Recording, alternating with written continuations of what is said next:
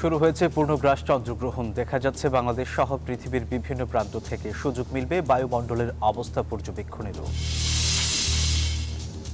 বাংলাদেশের সঙ্গে মুক্ত বাণিজ্য চায় ন্যাটো, মন্তব্য অস্ট্রিয়া বিভাগের চেয়ারম্যানের। লাভবান হবে দুদেশই।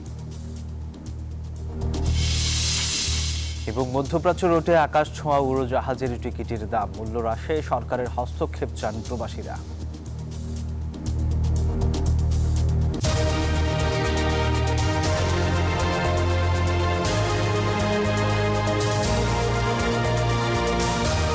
স্বাগত প্রবাসী সংবাদে, আপনাদের সাথে আছি আমি সোহাগ বক্স। দেখছিলেন বিআরবি কেবল সংবাদ শিরোনাম।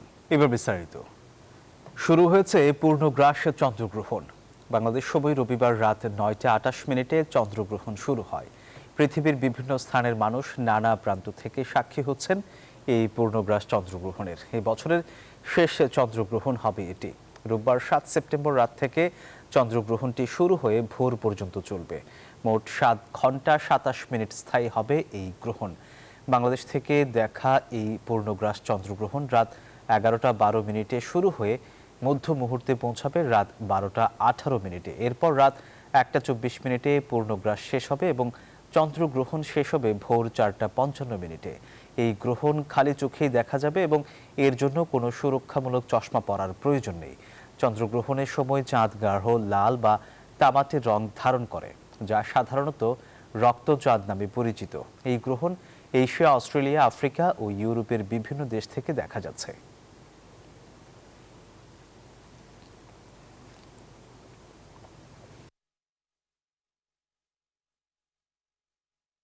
বাংলাদেশের সঙ্গে মুক্ত বাণিজ্য চুক্তির আহ্বান জানিয়েছেন ন্যাটোর অস্ট্রিয়া বিভাগের চেয়ারম্যান গুন্থার ফেলিঙ্গার।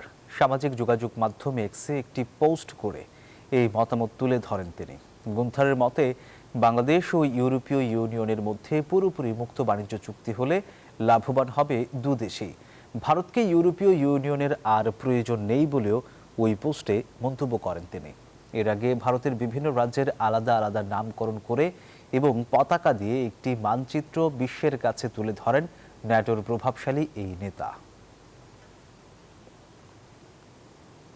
ক্রমাগত বেড়ে চলেছে মধ্যপ্রাচ্য থেকে বাংলাদেশ রুটে চলাচল করা উড়োজাহাজের টিকিট মূল্য। লাখ টাকা ছাড়িয়ে গেছে ঢাকা ও চট্টগ্রাম থেকে দুবাইগামী টিকিটের দাম। এতে হতাশা প্রকাশ করছেন প্রবাসীরা। আবার সিঙ্গেল টিকিটে দেশে ছুটিতে আসা প্রবাসীরাও পড়েছেন বিড়ম্বনায়। আর এই অবস্থায় টিকিট মূল্য হ্রাসে সরকারের হস্তক্ষেপ চান প্রবাসীরা। আরব আমিরাত প্রতিনিধি সিরাজুল হকের পাঠানো তথ্যচিত্রে ডেস্ক রিপোর্ট।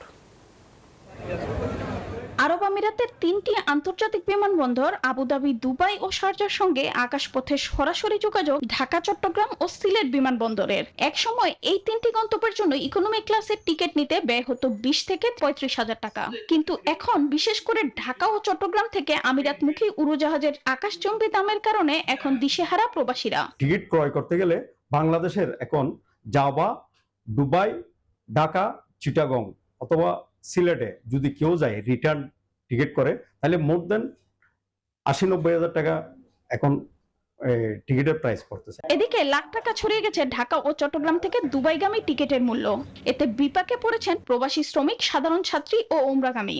অন্যদিকে ট্রাভেল এজেন্সি ও ট্যুর অপারেটরদেরও সমস্যা বাড়ছে। দুবাই থেকে ঢাকা অথবা চট্টগ্রাম বা সিলেট, এটা ফেয়ারগুলো ঠিক নরমাল আছে, কিন্তু বাংলাদেশ থেকে আসার ক্ষেত্রে it is really expensive ticket. Dubai থেকে যখন বাংলাদেশে যাবে তখন দেখা যাচ্ছে 700-800 টাকার মধ্যে টিকিটটা ইজিলি পেয়ে যাচ্ছে, কিন্তু যখন বাংলাদেশ থেকে যখন ব্যাক করবে তখন দেখা যাচ্ছে একটা টিকিটের দাম হচ্ছে 2000 দিরহাম, 1800 দিরহাম, যেটা কোনোভাবে বাংলাদেশে এখানে যারা প্রবাসীরা আছে ওদের সাথে সার্ভাইভ করাটা একটু সো ডিফিকাল্ট হয়ে যাচ্ছে। বিশেষজ্ঞ প্রবাসীরা অভিযোগ করছেন ফ্লাইট কম থাকার সুযোগে সিন্ডিকেট টিকিট ব্লক করে দাম বাড়াচ্ছে। অতীতের সব রেকর্ড ভেঙে এখন টিকিটের দাম লাখ টাকার কাছাকাছি পৌঁছেছে। তাই এই খাতে সরকারি ও প্রশাসনিক হস্তক্ষেপ চান প্রবাসীরা। Desk report, news 24। স্পেনের মাদ্রিদে আল আমান ইসলামিক একাডেমির উদ্যোগে প্রতি বছরের মতো গ্রীষ্মকালীন কোর্সের শিক্ষার্থীদের মাঝে পুরস্কার বিতরণ অনুষ্ঠান সম্পন্ন হয়েছে। একাডেমির হল রুমে মসজিদ কমিটির সভাপতি আব্দুস সালামের সভাপতিত্বে পুরস্কার বিতরণী অনুষ্ঠানে প্রধান অতিথি হিসেবে উপস্থিত ছিলেন মাদ্রিদ বাইতুল মোকাররম জামে মসজিদের সভাপতি খুরশেদ আলম মজুমদার, সাধারণ সম্পাদক আমিনুল রশিদ রাজু ও সদস্য বদরুল কামালের পরিচালনায় বিশেষ অতিথি ছিলেন মসজিদের খতিব হাসান বিন মাহমুদুল্লাহ, কমিউনিটি নেতা আল আমিন মিয়া, আসাদুজ্জামান রাজ্জাক, ফজলে ইলাহি সহ আরও অনেকেই। অনুষ্ঠানের বক্তা আল আমান জানান, খুব অল্প সময়ের মধ্যে তাদের ইসলামিক শিক্ষা কার্যক্রম সহ বাংলা ও ইংরেজি খুব সুন্দর সফলভাবে এগিয়ে যাচ্ছে, যা প্রবাসীর নতুন প্রজন্মের কাছে ইসলামিক আলোক বর্তিতা ছড়িয়ে দিতে গুরুত্বপূর্ণ ভূমিকা রাখছে। অনুষ্ঠান শেষে শিশু কিশোরদের মাঝে পুরস্কার বিতরণ করা হয়। যুক্তরাষ্ট্রের মিশিগানের ওয়ারেন শহরের 9 মাইলে শুরু হয়েছে দুদিনব্যাপী পূজা বাজার। বাংলাদেশি প্রতিষ্ঠান দেশি বাজারের আয়োজনে শনিবার থেকে এই বাজার বসেছে এক ছাদের নিচে। পূজার কেনাকাটায় ছিল শাড়ি, ধুতি, পাঞ্জাবি, সেলোয়ার কামিজ সহ নানা ডিজাইনের গহনা। ভারতীয় ও পাকিস্তানি পোশাকে বিশেষ আগ্রহ দেখা যায় নারীদের মধ্যে। ক্রেতাদের চাহিদা মেটাতে শাড়ির সাথে মানানসই চুড়ি আর গহনারও সমাহার ছিল চোখে পড়ার মতো। সুলভ মূল্যে কেনাকাটায় উচ্ছ্বসিত ছিলেন ক্রেতা বিক্রেতারা। পাশাপাশি দেশীয় খাবারের স্টল এবং লাইভ মিউজিক দর্শনার্থীদের মেলায় এনে দেয় বাড়তি আনন্দের উপলক্ষ।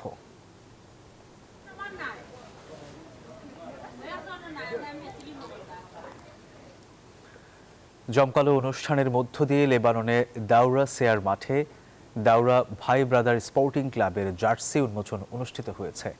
প্রবাসীদের মাদক থেকে দূরে রাখতে, কমিউনিটির মধ্যে একতা এবং খেলাধুলার চর্চা বাড়াতেই এই ক্লাবের আত্মপ্রকাশ বলে জানান আয়োজক কমিটি। জার্সি উন্মোচন অনুষ্ঠানে দাউরা ভাই ব্রাদার স্পোর্টিং ক্লাবের সভাপতি শাহিন খানের সভাপতিত্বে ও টিম ম্যানেজার আরিফ খান জয়ের সঞ্চালনায় প্রধান অতিথি হিসেবে খেলোয়াড়দের মাঝে জার্সি তুলে দেন লেবানন বিএনপির সাধারণ সম্পাদক সৈয়দ আলম। বিশেষ অতিথি হিসেবে উপস্থিত ছিলেন টিম প্রতিষ্ঠাতা দুলাল ব্যাপারী, উপদেষ্টা পলাশ ব্যাপারী, সাধারণ সম্পাদক মোহাম্মদ রাসেল সহ আরও অনেকেই। প্রতিষ্ঠাতারা জানান, শুধু খেলাধুলা নয়, সমাজসেবামূলক নানা উদ্যোগেও সক্রিয় ভূমিকা রাখতে চায় এই ক্লাব।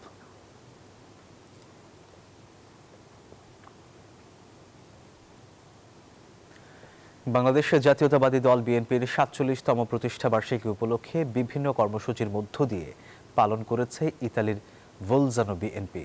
প্রতিষ্ঠাবার্ষিকী অনুষ্ঠানে দলীয় নেতাকর্মী সহ কর্মীদের উপস্থিতিতে অনুষ্ঠানস্থল মিলন মেলায় পরিণত হয়। স্থানীয় একটি হলরুমে ভোলজানো বিএনপির সাবেক সভাপতি মুখলেসুর রহমানের সভাপতিত্বে আলোচনা সভায় প্রতিষ্ঠাবার্ষিকীর শুভেচ্ছা জানান ভোলজানো বিএনপির সাবেক সিনিয়র যুগ্ম সাধারণ সম্পাদক আবুল হাসান কাজল, কে এম হাসান সোহাগ, সাবেক সাধারণ সম্পাদক জালাল আহমেদ সহ আরও অনেকেই। পরে ভোলজানো বিএনপির নেতৃবৃন্দরা বিভিন্ন প্রতিযোগিতায় বিজয়ীদের মধ্য দিয়ে পুরস্কার বিতরণ করার মধ্য দিয়ে অনুষ্ঠান শেষ হয়।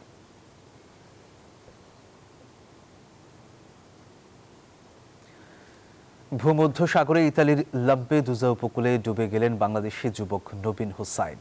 লিবিয়া থেকে সমুদ্রপথে ইতালি যাচ্ছিলেন 29 বছর বয়সী নবীন হোসাইন। উদ্ধার অভিযানের সময় ইতালীয় পুলিশের উপস্থিতিতেই ঘটে তার মর্মান্তিক মৃত্যু। নবীনের মরদেহ ইসলামিক রীতিতে বাংলাদেশে পাঠানোর চেষ্টা করছে প্রবাসী সংগঠনগুলো। বাংলাদেশি প্রবাসীরা দূতাবাসকে সকল খরচ বহনের আহ্বান জানিয়েছেন। তারা নবীনের আত্মার মাগফিরাত কামনা করেছেন এবং শোক সন্তপ্ত পরিবারের প্রতি গভীর সমবেদনা জানিয়েছেন।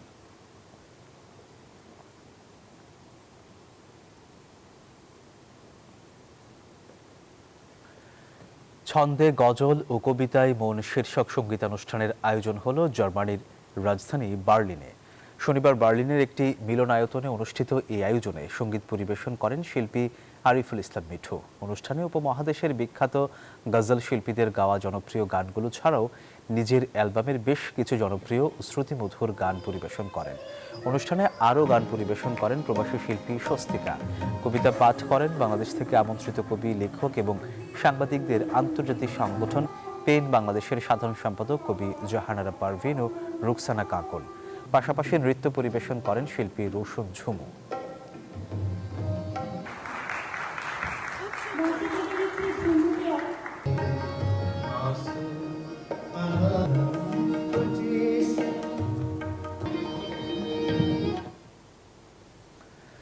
সুইজারল্যান্ডের ইন্টারলাকেনে 32তম আন্তর্জাতিক দূরপাল্লার ম্যারাথনে দৌড়ালেন জার্মানির মিউনিখে বসবাসরত বাংলাদেশি প্রবাসী দৌড়বিদ শিবশঙ্কর পাল। শনিবার বিশ্বের 66টিরও বেশি দেশের প্রায় 3600 এর বেশি অ্যাথলেটদের সঙ্গে সুইজারল্যান্ডের ইন্টারকোলেনে অনুষ্ঠিত ইয়ংফ্রাউ দূরপাল্লার এই ম্যারাথনে 42.2 কিলোমিটার পাহাড় পর্বত ঘেরা উঁচু নিচু পথে দৌড়ে ফিনিশিং লাইন শেষেও করেছেন শিবশঙ্কর। এটি ছিল তার ব্যক্তিগত 136তম আন্তর্জাতিক দূরপাল্লার ম্যারাথন। প্রতি বছরের মতো এই বছরও ম্যারাথনটি শহরের লাউটার ব্রুনেন থেকে শুরু হয়ে আইগার গ্লেটশার নামক স্থানে এসে শেষ করতে শিবশঙ্কর সময় নিয়েছেন 3.5 ঘন্টারও কম সময়। তিনি জানান, বিশ্বমঞ্চে বাংলাদেশের পতাকা তুলে ধরার মতো অহংকারের আর কিছুই হতে পারে না। তিনি আরও বলেন, সব বাধা পেরিয়ে দেশ এগিয়ে যাবে, এই বিশ্বাস থেকেই তিনি দেশের পতাকা হাতে দৌড়ান। শেষ হলো ডাকসু নির্বাচনের প্রচারণা। শেষ দিনে শপথ নিলেন ছাত্রদল সমর্থিত প্যানেলের সব প্রার্থীরা। নির্বাচিত হলে সাম্য, মানবিক মর্যাদা আর শিক্ষার্থী বান্ধব ক্যাম্পাস গড়ে তোলার অঙ্গীকার করেন তারা। এদিকে শিবির সমর্থিত প্রার্থী সাদিক কায়েম অভিযোগ করেছেন, একটি রাজনৈতিক দলের পক্ষে ফোন করে ভোট চাওয়া হচ্ছে। আর বামজোটের প্রার্থী মেঘমাল্লার বসু বলেছেন, অনাবাসিক শিক্ষার্থীরা ভোট দিতে পারলে বদলে যাবে ভোটের সব সমীকরণ। করছি যে আমাদের বোনদের তথা নারী শিক্ষার্থীদের জন্য ঢাকা বিশ্ববিদ্যালয় ক্যাম্পাসকে একটি নিরাপদ, নিয়মতান্ত্রিক এবং সুরক্ষিত এলাকায় পরিণত করব। ডাকসু নির্বাচনের প্রচারের শেষ দিনে কলাভবনের সামনে বটতলায় শপথ নিলেন ছাত্রদল সমর্থিত প্যানেলের সব প্রার্থীরা। জাতীয় সঙ্গীতের মাধ্যমে শুরু হওয়া অনুষ্ঠানে নির্বাচিত হলে সাম্য, মানবিক মর্যাদা ও শিক্ষার্থী বান্ধব ক্যাম্পাস গড়ে তোলার অঙ্গীকার করেন তারা। এরপর প্রচারণায় নেমে পড়েন প্যানেলের প্রার্থীরা। নিজেদের অঙ্গীকার মেনে চলার শপথ করে জানান, শিক্ষার্থীদের ম্যান্ডেট নিয়ে কাজ করবেন তারা। আমরা আজকে শপথ বাক্য পাঠ করেছি, যদি আমাদের মধ্যে কেউ জিতে, একজনও যদি জিতে থাকে, তাহলে সে এই শপথের বলিয়ান হয়ে আমাদের যে অঙ্গীকারনামা, 10 দফা অঙ্গীকারনামা, তা বাস্তবায়নের জন্য কাজ করে। মাঠে ইতোমধ্যে কিন্তু বিভিন্ন প্রোপাগান্ডা, মিস ইনফরমেশন, ডিসইনফরমেশন ছড়ানো হয়েছে। এই বিষয়গুলো ক্লিয়ার এবং শিক্ষার্থীদের প্রতি আমাদের যে প্রতিজ্ঞা রয়েছে, সেই প্রতিজ্ঞাবদ্ধতার জন্য আমাদের এই শপথ বাক্য পাঠ করা হবে। এ সময় প্রচারণার ফাঁকে নিউজ 24কে ভিপি প্রার্থী আবেদুল ইসলাম খান জানান, ডাকসু নির্বাচনে প্রচারণার সময় যথেষ্ট ছিল না। আমরা আশা রাখছি ঢাকা বিশ্ববিদ্যালয়ের প্রত্যেকটা শিক্ষার্থী তাদের ভোট প্রয়োগ করার জন্য আসবেন। ভোটারদের উপস্থিতিটা নিশ্চিত করাটা এখন সবচাইতে বড় চ্যালেঞ্জ সকলের জন্য। প্রচারণার আরও সময়ের প্রয়োজন ছিল। আমরা চেষ্টা করে যাচ্ছি, আমাদের প্রচারণার যে সময়টুকু পেয়েছি সেই সময় থেকে শুরু করে আজ পর্যন্ত একটা সেকেন্ড এই প্রচারণার বাইরে কাটাইনি। সাধারণ শিক্ষার্থীদের কাছে পৌঁছানোর চেষ্টা করেছি, কিন্তু হয়তো 40,000 স্টুডেন্টের কাছে পৌঁছাতে পারিনি। আর হাসপাতাল থেকে ফিরে মধুর ক্যান্টিনে সংবাদ সম্মেলন করেন প্রতিরোধ পর্ষদের জিএস প্রার্থী মেঘমল্লার বসু। তার দাবি, অনাবাসিক শিক্ষার্থীদের ভোট হতে পারে বড় ফ্যাক্টর। আপনারা যাকে খুশি তাকে ভোট দিন, কিন্তু 9 তারিখ প্লিজ ভোট দিতে আসুন। আপনারা ভোট দিতে আসলে গোটা ইকুয়েশন বদলায় যাবে। এখানে যত সমীকরণ হচ্ছে, এই সমীকরণগুলা কিচ্ছু দাঁড়াবে না। এখানে স্বাধীনতা বিরোধীরা একটা পোস্টেও জিতে আসতে পারবে না। এরই মধ্যে শিক্ষার্থীদের ফোনে একটি নির্দিষ্ট দলের নেতারা ভোট দিতে চাপ দিচ্ছেন বলে অভিযোগ করেন ছাত্র শিবির সমর্থিত ঐক্যবদ্ধ শিক্ষার্থী জোটের ভিপি প্রার্থী সাদিক কায়েম। আমরা নির্বাচন কমিশনের অ্যাক্টিভিটি দেখে আমরা খুবই আশঙ্কিত, কারণ আমরা এখন পর্যন্ত যতগুলো অভিযোগ করেছি, কোনো অভিযোগে ওনারা সুস্থ তদন্ত করতে পারেননি এবং আমাদেরকে কোনো ফিডব্যাকও জানাননি। কেন্দ্রের পরিমাণ খুবই কম, ফলে অনেকে হয়তো আনকমফোর্টেবল ফিল করবেন বা হইলো লাইনে দাঁড়ানোর যে ভয়, সেই ভয় থেকে হয়তো আসবেন না। আমরা প্রশাসনকে বারবার বলেছিলাম যে কেন্দ্রের পরিমাণ বাড়াতে, কিন্তু সেটা তারা ভ্রুক্ষেপ করেননি। আমরা মনে করি যে অবশ্যই শিক্ষার্থীদের জন্য একটা কমফোর্টেবল পরিবেশে তাদের ভোট দেওয়া যায়, সেই ব্যবস্থাটা করার দরকার ছিল। এদিকে নির্বাচনকে সুষ্ঠু ও সুন্দর করতে 10 দফা দাবি নিয়ে সংবাদ সম্মেলন করেছে শিক্ষক নেটওয়ার্ক। বুথের বাইরে লাইন জ্যামিং এড়াতে শৃঙ্খলা নিশ্চিতের জন্য অফিসার ও শিক্ষক নিয়োগ করা হোক। আমরা আশঙ্কা প্রকাশ করেছিলাম, সর্বসাধারণের প্রবেশ পথ বন্ধ করলে যারা বিঘ্ন ঘটাতে চায় তাদের প্রবেশ রোধ করা যায় না। অন্যদিকে জাল ভোট ও গুজব ছড়ানোর বিষয়ে সতর্ক থাকার কথা জানিয়েছেন নির্বাচনের চিফ রিটার্নিং কর্মকর্তা। ইতিমধ্যে আমাদের কাছে সংবাদ আসছে আর কি, বিভিন্ন কর্নার থেকে জাল ভোট কোথাও তৈরি হচ্ছে। আমরা তাদেরকে প্রতিহত করার জন্য আমাদের কমিশনের পক্ষ থেকে আমাদের ভোট কেন্দ্রের লাইনে সেন্টারে বিভিন্নভাবে তাদেরকে চেক করে তাদের পরিচয় নিশ্চিত করে আমরা তাদেরকে ভোট কেন্দ্রে ঢুকাবো। এবারে ডাকসু নির্বাচনে প্রতিদ্বন্দ্বিতা করবেন 471 জন প্রার্থী আর ভোট দেবেন 39,775 জন ভোটার। শেষ হলো ডাকসু নির্বাচনের আনুষ্ঠানিক প্রচারণা। প্রস্তুত ভোট কেন্দ্রগুলো। এখন অপেক্ষা শুধুই ভোটারদের, যারা বেছে নেবেন তাদের নতুন নেতৃত্বকে। আর সেদিকে তাকিয়ে আছে ঢাকা বিশ্ববিদ্যালয় থেকে শুরু করে গোটা দেশ। আল মোহাম্মদুল খান, নিউজ 24, ঢাকা।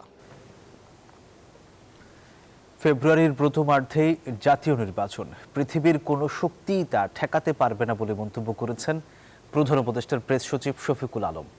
বিকেলে রাজধানীর ফরেন সার্ভিস একাডেমিতে আয়োজিত প্রেস ব্রিফিংয়ে এই মন্তব্য করেন তিনি। বলেন, নির্বাচনকে সামনে রেখে সব ধরনের প্রস্তুতি ইতিমধ্যে শুরু হয়ে গেছে। যে করেই হোক ফেব্রুয়ারির প্রথমার্ধের মধ্যে নির্বাচন হবে। পৃথিবীর কোনো শক্তি নাই এই নির্বাচনকে ঠেকাতে পারে। নির্বাচন হবে এবং সে বিষয়ে পুরো যত ধরনের প্রস্তুতি লাগে সেই প্রস্তুতিগুলো নেওয়া হচ্ছে।